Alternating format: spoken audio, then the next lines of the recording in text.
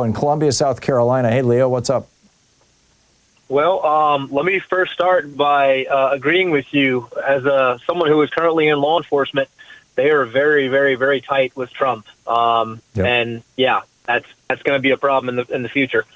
Which segues into the point of my call. It's been about an hour now, but somebody said something about the house raid in Oklahoma. Yeah, I said something about it. I have a real issue with that. I've written warrants. I have to take the warrant to the judge and have him sign it. It's real fishy to me that somebody got a warrant for a house that is no longer lived in. Mm-hmm. Not only is no longer lived in, but like the person you're trying to get moved out. So the way a warrant works, you have to know beyond a reasonable doubt that the person or the item that you're looking for is there. And you can't, I mean, a person's one thing, but evidence is another. Like, you can't just say, I'm going to look in the entire house for this piece of evidence. You have to know exactly where it's at. Well, ICE isn't going to judges and asking for warrants like you do as a cop, Leo. They are having their own internal people sign what they call administrative warrants, which have actually, under the Constitution, they do not have the force of law, and yet they're executing them anyway. And that's why I said it looks to me like ICE is becoming an unaccountable, basically secret police.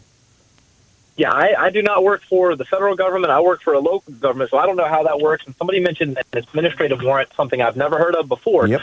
I assume ICE is bound by the same Constitution I am, are they not? Technically they are, but they're clearly violating it on a daily basis. And it would be lovely to see a Democrat impeaching the Trump administration for the impending constitutional crisis. I agree. I mean, ICE was created by Congress just after 9/11, they've been claiming all these extraordinary powers that I don't believe that they have. And there needs to be a serious challenge to ICE, in my opinion. Add to it, and you could add to it daily.